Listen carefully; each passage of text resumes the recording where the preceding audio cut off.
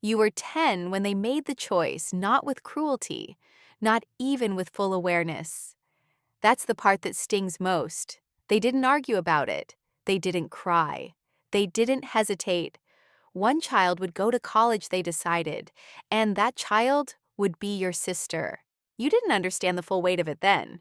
At 10, you just thought it was about who got new shoes that fall. She got the leather boots. You got the leftovers from a cousin who wore pink and walked pigeon-toed. You convinced yourself you liked them. You wore them like they didn't scrape your heels. You remember the words. We only have enough for one. It was your mom who said it, her voice calm as she spooned more mashed potatoes onto your plate, like that would help the sentence go down smoother. It's not about love, it's about practicality. She's more academic. You looked down at your spelling test, a red A+ neatly circled, and quietly folded it into quarters under the table. It started early, this quiet internal shelving of your achievements. Not dramatic, not movie-worthy, just a soft, constant erosion, a sense that there wasn't space for you to be someone they invested in. You learned quickly. When your sister needed tutoring, she got it. When you asked for a new calculator, you were told, use your head, it's cheaper. And so you did. You used your head for everything. To calculate math problems, to remember which bills were unpaid, to wonder how you'd make it without the net that she had padded branded and already waiting for her at 17. At her high school graduation, they clapped like she'd cured cancer. You stood beside the bleachers with a paper cup of warm soda and tried to feel proud. But pride is complicated when it tastes like settling. And still you didn't resent her. Not fully. How could you? She wasn't cruel, just oblivious in that way people get when the wind is always at their back. She floated through those years with a soundtrack and a college hoodie already chosen. Meanwhile, you got a job the summer you turned 15, bagging groceries, then cleaning tables, then washing dishes in a place that didn't believe in gloves. Every tip felt like a brick in the invisible ladder you were building alone. But even then, you told yourself stories. That one day you'd find a way.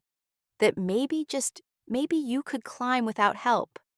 You stopped asking for permission. You stopped asking, period.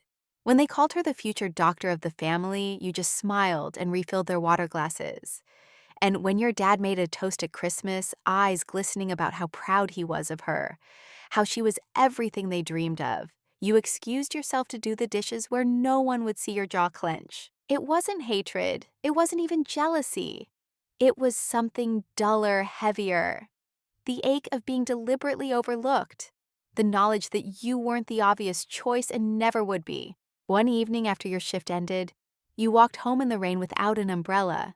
Your shoes squeaked with every step. You passed a bookstore with bright lights and a bin marked "Free for Students." You stopped soaked and shivering and picked up a water-damaged biology textbook. That was the moment. The one that didn't feel cinematic, but changed everything anyway. You held that book like it was oxygen. You brought it home and started reading between shifts. You learned anatomy by heart before you could even afford the classes. You applied to a community college without telling anyone. You paid the fee with a tip jar. By then, your parents had stopped asking what you planned to do. You were the background child, the one who helped fold laundry while they planned her dorm move-in, the one who knew exactly where every form, every receipt, every tax return was stored, because you were the one who filed them. And maybe they liked it that way.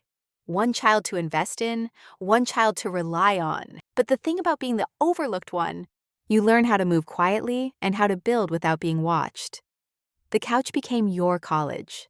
You slept on it for nearly 3 years, curled under a blanket that always slid off during the coldest hours of the night. Your back learned the shape of its lumpy cushions. There was no dorm, no matching towels, no welcome packet with your name on it. Just you, a secondhand laptop with one broken hinge and a course schedule that felt like someone else's life. Your parents never asked about your classes. You never offered. The silence was mutual, efficient, and oddly comfortable. They assumed you were still figuring things out, and you let them. Your sister. She was posting filtered shots from campus lawns, latte in hand, blessed in the caption. She sent group texts complaining about her professor's accent and how hard it was to find a decent salad near the dorms. You replied with a thumbs up emoji while wiping syrup off a sticky diner booth. You worked 6 nights a week dishwasher delivery driver, later a part-time receptionist for a dentist who never learned your name.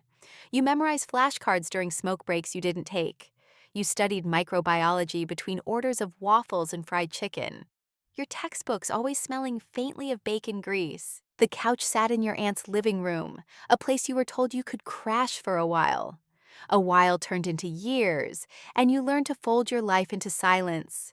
You cooked dinner, paid a portion of the rent, and always left the bathroom clean.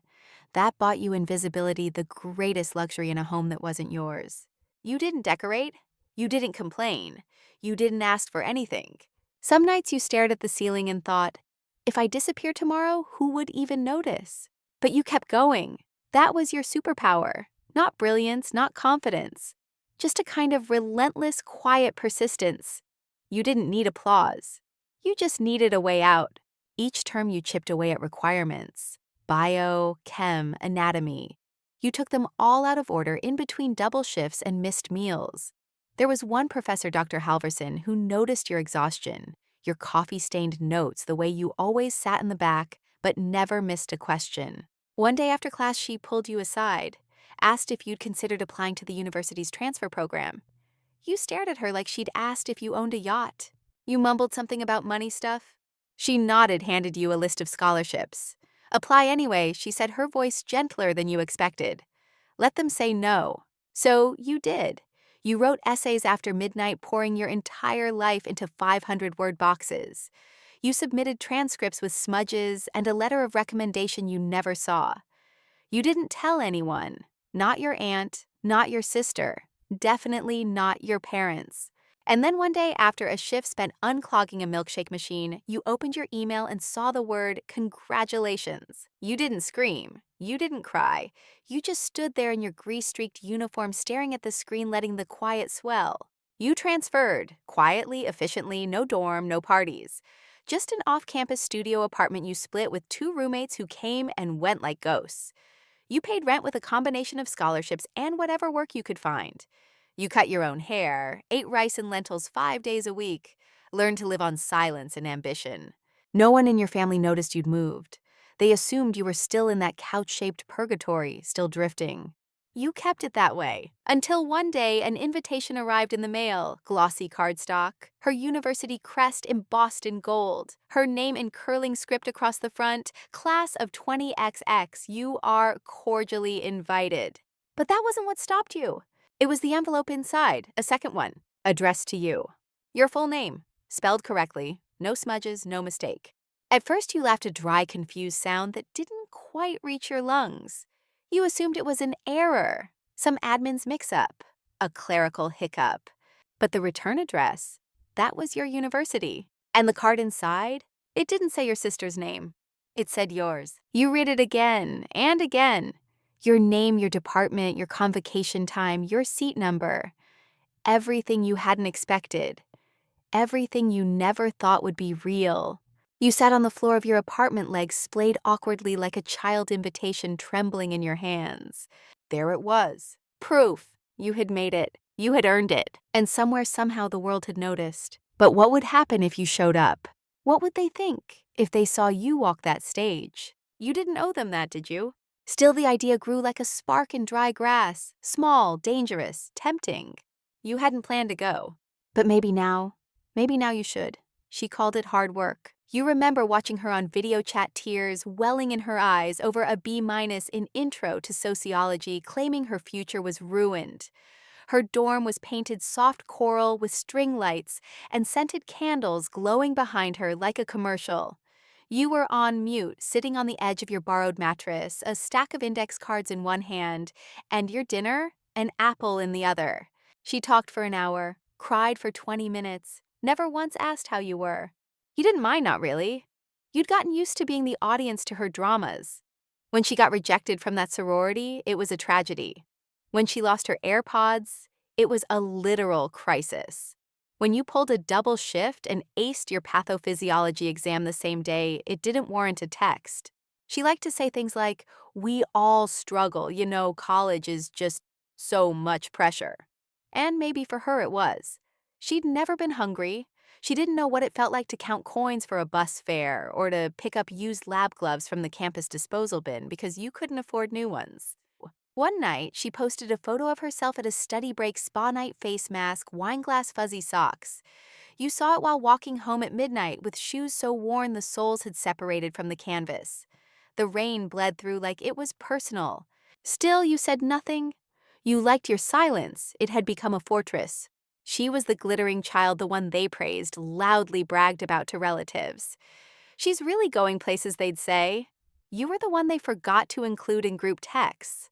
Sometimes when you called, your mother would answer with, "Oh, hi, stranger." You wanted to be angry, but apathy is heavier than rage. It drags slower, settles deeper. You didn't hate them.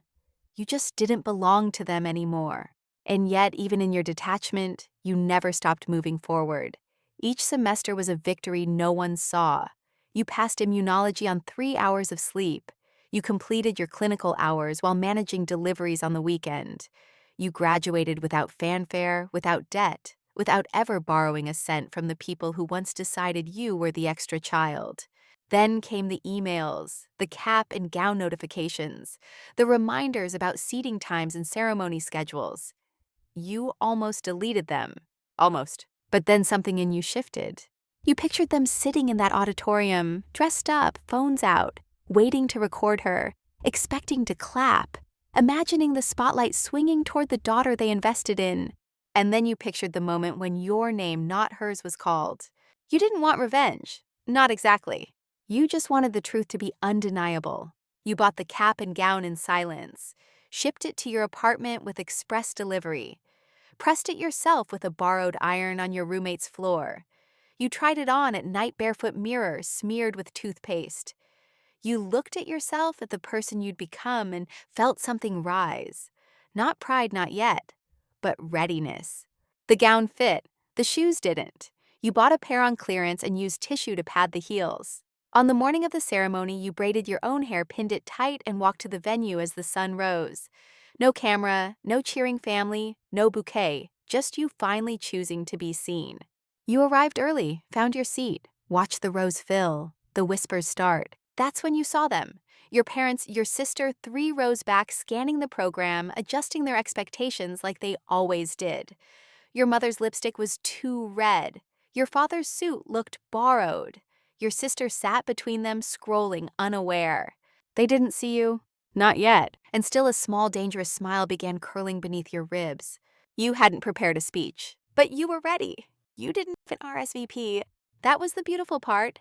No announcement, no heads up, no "guess what" to the people who'd never asked in the first place. Just a quiet decision and a series of private steps.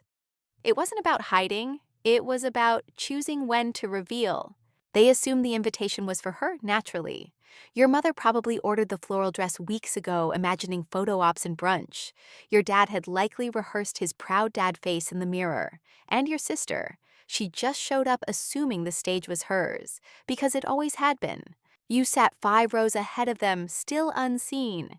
You didn't wave, didn't flinch, just kept your eyes on the front heart steady like a slow drumbeat. There was something delicious about that kind of silence. Not petty, not cruel, just controlled. You'd spent your entire life shrinking for their comfort, and now you were about to expand in full view, not by raising your voice, but by being undeniable. The announcer started calling names one by one alphabetically. You tracked the rhythm. Every name that passed was a step closer to yours. Behind you, your sister shifted in her seat. Your mother tapped her foot. Your father murmured something you couldn't hear. They were waiting for her. Then the pause. The slight shuffle of papers. The breath. And then your name. Your full name. Your real name. It rang out across the auditorium like a bell tolling for the life they thought they understood. The spotlight moved. The audience clapped. Your row stood. And for the first time in your entire life, you walked forward while they remained seated. You felt their eyes before you turned your head. Confusion, then disbelief. You didn't need a mirror to know what their faces looked like. You could feel the tension in the air shift curdle. You didn't smile, you didn't wave. You just kept walking.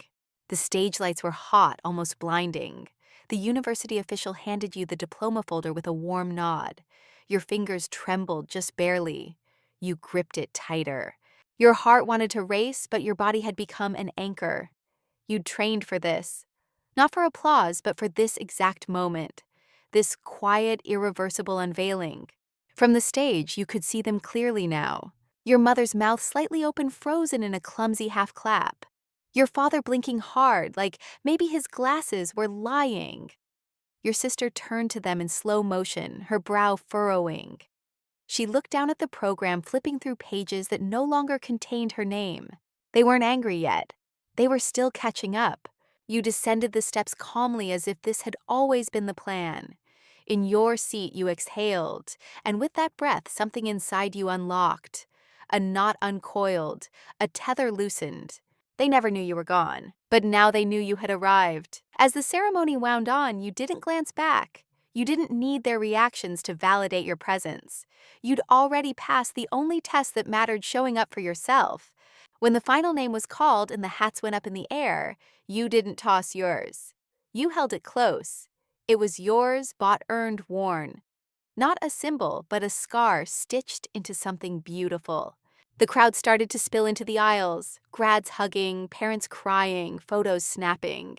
You stood, gathered your folder, and walked toward the exit. Purposefully. No drama, no delay. Outside sunlight stretched across the pavement like a welcome mat. You stepped onto it. You didn't expect to see them again. Not that day. But then your name again. Not from the microphone, but from your mother's lips. She called to you. Tentative, soft, like maybe you weren't real. You paused, turned. There they were, the full tableau. Her high heels wobbling on uneven concrete. His tie loosened suddenly out of place. Your sister holding her phone, face blank. You graduated, your mother asked, voice faltering like a bad actor in a forgotten scene. You didn't answer. You simply looked her in the eye and said, apparently. Then you walked away, the silence folding behind you like a curtain. The day you bought the gown, you did it with the same quiet certainty that had carried you through every unpaid hour, every skipped meal, every eye roll from professors who assumed you didn't belong. It wasn't a splurge. It was a transaction between you and the version of yourself you swore you'd become. The email had said you must provide your own academic regalia. There was a link, a deadline, a choice. You stared at the screen longer than necessary, because buying that gown meant admitting this was real. Not just a class you passed, not just a credit you'd somehow juggled with midnight shifts. This was the full arc, the culmination, the walk you never thought you'd get to take. You clicked the link. Your hand hovered over the size chart like it might bite you. You didn't know how tall you were anymore. You hadn't measured yourself in years, hadn't owned a full-length mirror since you left home. But you guessed. There was no money for a rush order, so you chose the slowest shipping option. It didn't matter. You were early for everything, now even your own arrival. When the package came, it was in a crumpled brown box left under the stairs of your apartment. Rain had soaked the corners. You peeled it open like it might fall apart, and inside was your armor polyester, slightly stiff, strangely regal. It smelled faintly of plastic and hope. You tried it on in your room, the one with peeling paint and a floor that creaked if you breathed too hard. Your reflection stared back from the foggy bathroom mirror, a little older, a little thinner, a lot more tired. But there you were, cap slightly crooked, tassel hanging awkwardly near your right ear. And still you looked complete. You didn't tell anyone. Not your aunt, not your roommates, definitely not your parents. The gown hung in your closet behind your one nice shirt. You'd open the door sometimes just to see it, to remind yourself this was real. This was happening. You weren't living in some imagined someday. You had dragged yourself here, blood and bone and willpower. No one handed you this. When you returned to work that night, no one could tell anything had changed. You cleaned teeth molds. You ordered replacement floss. You smiled at customers with that same practiced, "I'm fine," that had become your signature. But something had shifted under the surface. A quiet confidence. A sense that you weren't just passing through anymore. You were headed somewhere. Your parents never noticed the absence of your RSVP. Or maybe they assumed someone else had done it. Your sister certainly didn't say anything. The family chat buzzed with updates about her final exams, her gown fitting her hair appointment. You stayed silent. Let them build the fantasy. Let them schedule the brunch. Let them imagine her standing on that stage while you stood in the shadows. Because the best reveals don't come with trumpets. They come with footsteps, with the hush before a name is called, with the sound of a single breath being held by three people who suddenly realize they didn't know you at all. You worked 3 extra shifts to afford shoes for the ceremony. Black, modest heel. You found them at a thrift store almost new, still had the sticker on the sole. They pinched slightly in the toe, but you'd worn worse. You broke them in slowly, wore them to the library, to the market around your apartment in your pajamas. Each step felt more certain, more earned. The day before the ceremony, you took the gown to a laundromat with a steamer you borrowed from your neighbor. You sat on a plastic chair smoothing each wrinkle with the care of a tailor crafting armor. A woman nearby asked, "Big day tomorrow." You just nodded, and when she said good luck, you felt it like a benediction. That night you barely slept. Not from nerves, from calm. You'd lived so long expecting to be forgotten, ignored, overlooked. But not this time.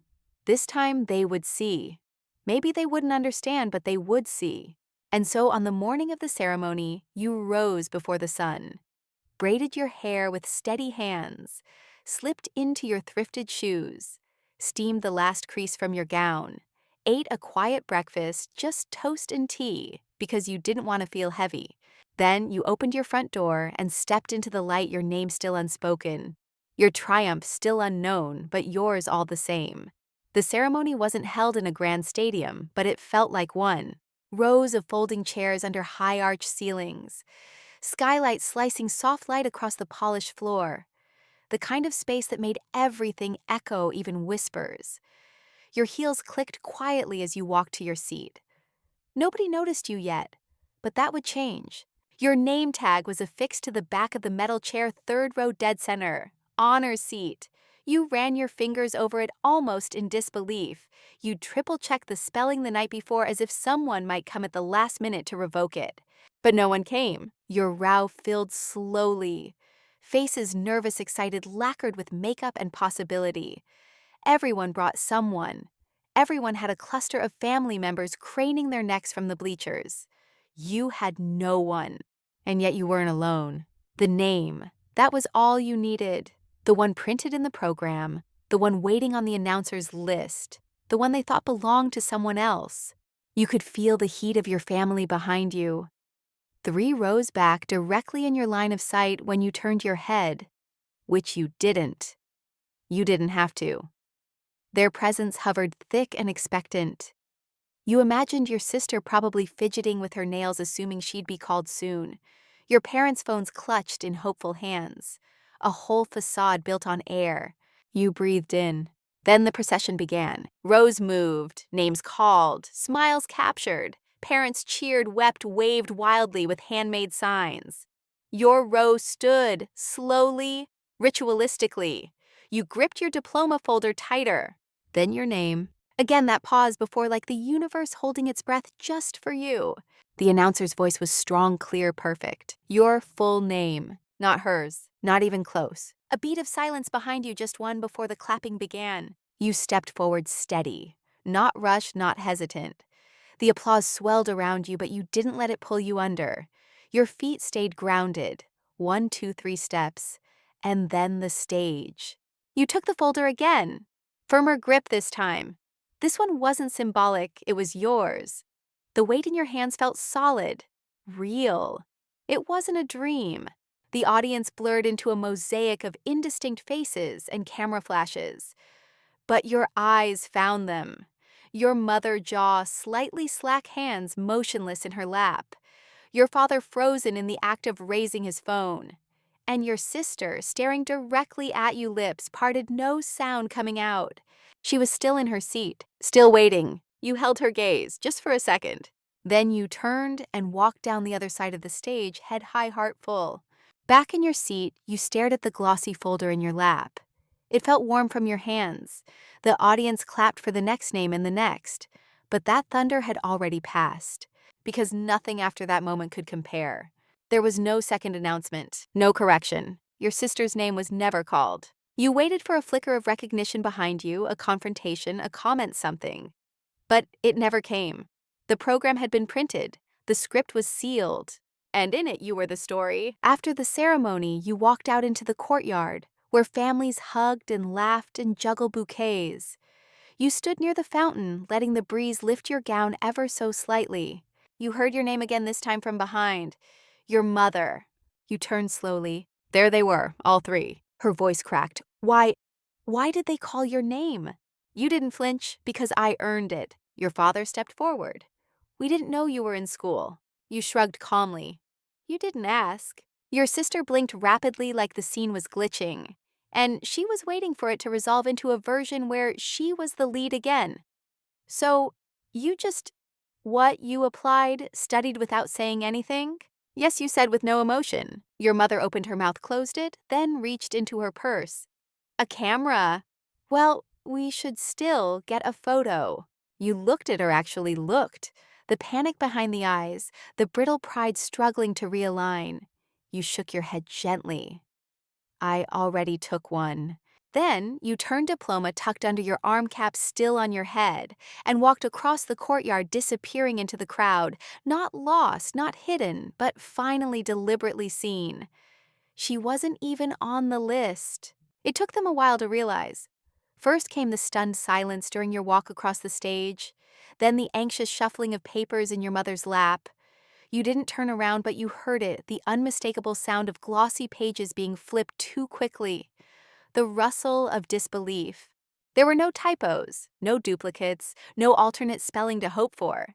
Your name stood alone, perfectly printed under the department heading, honors included, and hers. Nowhere. Your sister leaned toward your mother, whispering something sharp, something urgent. From the stage, you saw her face twist, confusion bleeding into something like fear.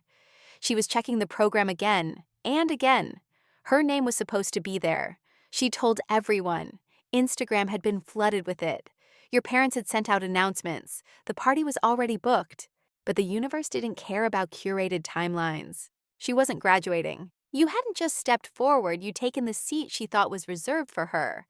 But you hadn't stolen anything. You'd simply shown up while she coasted, assuming the future would hand itself over out of habit.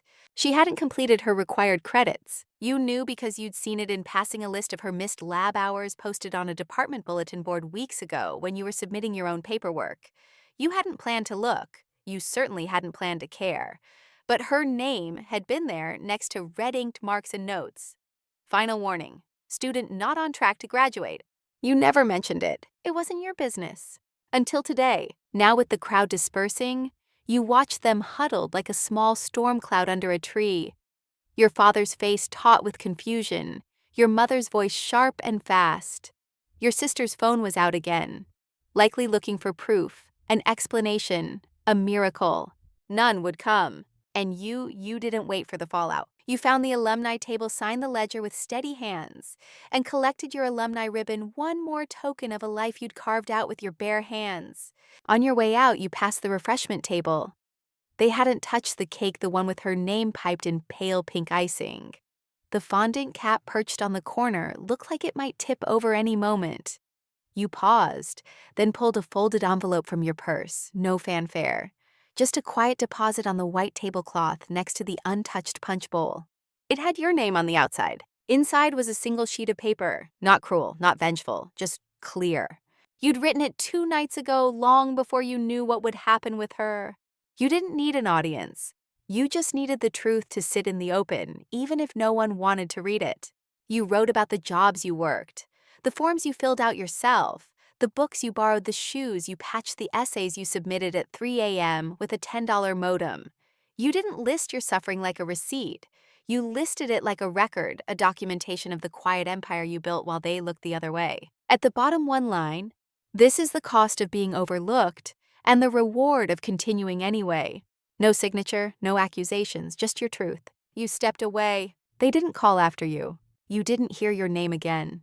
But for once, the silence felt like peace, not punishment. You walked down the steps of the auditorium as the wind picked up, carrying discarded programs and wilted confetti in little spirals across the grass. You looked up, blinked into the soft sun, and felt calm. Not victorious, not vindicated, just still. You hadn't set out to teach them anything. This wasn't a moral. It wasn't even a revenge. It was a moment of quiet visibility, a lifetime's worth of small decisions converging into a single, undeniable truth. You had arrived, and you didn't need their recognition to stay. They knocked on your door 3 days later. You didn't expect them to. You thought they might let it dissolve into silence, pretend the whole thing had been some bizarre mix-up they were too embarrassed to clarify. But the knock came soft, uncertain, like a question wrapped in guilt.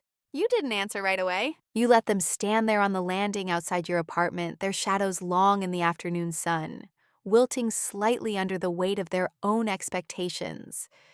You wondered if your sister was with them. You hoped not. Some conversations weren't meant to be shared. Finally, you opened the door. Your father looked older. His shoulders slouched in a way you didn't remember. His face was caught between a smile and an apology. Your mother stood behind him, clutching her handbag like it was a shield. Her eyes darted around the small hallway of your building, as if unsure whether to be ashamed or offended. "Hi," he said. You leaned against the doorframe. "Hi." There was a silence, the kind that buzzes, makes your ears ring. Then your mother cleared her throat. "We, wanted to talk about the ceremony." You waited. "We didn't know your father said that you were studying, that you transferred. We had no idea." You studied their faces. How easily they said we didn't know, like it was a defense, not an admission. Like their unknowing absolved them of the years they spent not asking. You nodded slowly, then stepped aside. "You can come in if you want. I just made tea." They exchanged a glance, not joy, not relief, but something like surprise. Like they'd expected the door to stay closed. Maybe they thought you'd scream or cry or say something poetic about pain. Instead, you handed them mismatched mugs and gestured toward the tiny couch you once used as a bed. Your father sat stiffly. Your mother perched on the edge, eyes scanning the small room, the cracked paint, the thrifted bookshelf, the single photo on the wall of you in your gown. "So," you said, gently settling into the chair across from them, "what do you want to know?" Your mother stirred her tea with a spoon you hadn't given her. "Was this about her?" "No," you said, "it was about me." They didn't speak right away. Your father stared at his mug. Your mother pressed her lips together as if holding back an apology she hadn't rehearsed. "She's struggling," your mother said finally. "This has been hard on her." You resisted the urge to laugh. "It's been hard on her." Your voice wasn't angry, just curious. "She didn't know she wouldn't graduate," your father added quietly. "She told us she was on track. We believed her." "I know," you said. She believed herself too. More silence. "She feels humiliated," your mother whispered. You took a long sip of tea, let the heat fill the pause. Then you said, "So did I, for a decade." Your mother looked up, eyes wide, but you didn't meet her with fire. You met her with stillness, calm, the kind that makes people question the volume of their own chaos. "I didn't come here to throw it in her face," you continued. "I didn't even plan to go. But when they sent that invitation, I realized I wanted to be seen, not praised, just seen." Your father nodded slowly. "You deserve to be." You raised an eyebrow. "Since when?" He looked down. "I'm not mad," you added. "Not anymore. I spent a long time learning how to need less from people who gave less. And then I figured out how to build my life without waiting." They didn't argue. They didn't apologize either. And that strangely made it easier. Because you weren't here for closure. You weren't here to extract remorse. You were simply here, present, whole. "I hope she finds her way," you said softly, placing your cup on the chipped coaster. "I really do." Your mother reached into her purse, pulled out something small. An envelope, cream-colored, handwritten. You didn't open it. Not yet. They stood after that. Thanked you for the tea. Promised to keep in touch. You saw them to the door. Watched them disappear down the stairwell like guests at the end of a too-long dinner. Then you sat back down, held the envelope between your fingers, and smiled. Because for the first time, they'd knocked on your door. You didn't open the envelope right away. You left it on the table beside your mug. Watched the way the sunlight slid across it, how the shadow from the bookshelf crept closer as the afternoon aged. It wasn't that you were afraid of what was inside. It was that you finally didn't need to know. Not urgently. Not like before. Once upon a time, that envelope would have owned you. You'd have torn it open the second they left, breath caught between your ribs, hoping for apology, acknowledgement, anything to prove you were real to them. But now it was just paper. That night, you curled into bed early. Not because you were tired, but because you could. The sheets were clean. The quiet was kind. You no longer had to fall asleep wondering if you'd made the wrong choices, if maybe you were foolish for trying so hard without anyone watching. The silence didn't echo anymore, it soothed. When you finally opened the envelope the next morning, it was shorter than you expected. Your mother's handwriting, careful, a little shaky, filled just a single side. She wrote about how proud they were, how shocked, how sorry they felt to have missed so much. She said they hadn't realized how distant they'd become, how used they were to seeing you quiet, and how they'd mistaken your silence for peace. At the bottom, one sentence stood out. "You were building a life while we weren't even looking." You folded the letter slowly, slipped it back into the envelope, and tucked it into the drawer with the other things you kept, not for sentiment, but for memory, for truth. The following weekend, your sister called. Not a text, not a meme or a lazy reaction in the family group chat. An actual call. You stared at the screen for a long time. Let it ring twice, then 3 times. You answered. She didn't start with hello. She said you could have told me. You leaned against the kitchen counter. Would you have listened? I mean, yes, she said, but her voice wavered. You didn't say anything. There was a pause and then quietly, like it hurt. I didn't know you were even in school. I know. Another pause. I was so sure it was my day, she admitted. And then it wasn't. You heard her swallow. I didn't do the work, she added. I thought I could catch up later. I just didn't think you'd pass me. You exhaled slowly. I didn't pass you. I just kept going. The line stayed quiet after that. But it wasn't cold. It was the kind of silence that held space instead of judgment. I'm not mad at you, you said. I never was. She sniffed. I would have been. Maybe you said. But maybe that's the difference. There was something softening in her now, something honest. You didn't know if it would last. But for the first time, the conversation wasn't about her missing what was hers. It was about her finally seeing what was yours. Before you hung up, she asked, do you think we can, I don't know, start over? You considered that. Not a reset, not a pretend it never happened, just a beginning without the illusions. Maybe you said if we both start with where we actually are. She laughed a little sad. Okay, deal. After the call, you sat with the quiet again. It wasn't the end, but it was something. That night, you sat on your balcony with your degree beside you and no one needing anything from you. Not your labor, not your silence, not your validation. You had become someone whole, not in spite of being overlooked, but because you had learned to see yourself when no one else did. What you learned without them didn't come in a single moment. It came in layers. In every night you went to bed bone tired, but still hopeful. In every shift where you held someone's anger without flinching. In every online form you filled out at 2 a.m., lit only by the glow of your cracked screen and a kind of quiet determination no one ever taught you. You used to think success would feel like fireworks, like cheers and banners and maybe even tears. But it didn't. It felt like walking home with your shoes in your hand, diploma tucked into your bag, the night soft around your shoulders, like a whisper that finally said, you did it. It felt like freedom, not from them, but from needing their version of you to feel whole. You spent so many years being the shadow in the background, the helper, the afterthought, the one who asked for little because you learned early that asking too much only led to silence. You convinced yourself that needing nothing made you stronger. But what really made you strong was choosing to need more from yourself. It didn't come with applause. It came with a cup of tea in your tiny kitchen, with your knees tucked to your chest, and a breath that finally reached all the way down. You didn't chase closure. You didn't wait for redemption. You walked across a stage they didn't know you'd earned, and that was enough. Your sister is still figuring things out. And so are your parents in their own quiet way. They haven't become saints. They haven't undone the years. But they see you now, and the difference between guilt and recognition, it's everything. You don't invite them into every corner of your new life. But when they ask questions, real ones, you answer. When they call, you sometimes pick up. You even visited your childhood home once, sat at the table where it all began, and noticed how different the walls felt.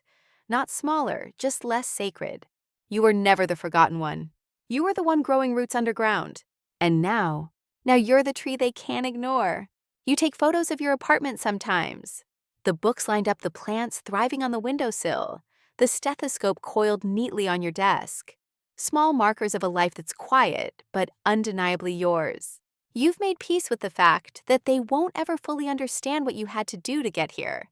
That's okay. You understand it. You remember the nights, the decisions, the ache, the way your hands shook when you ordered your first set of textbooks with your own name printed on the receipt.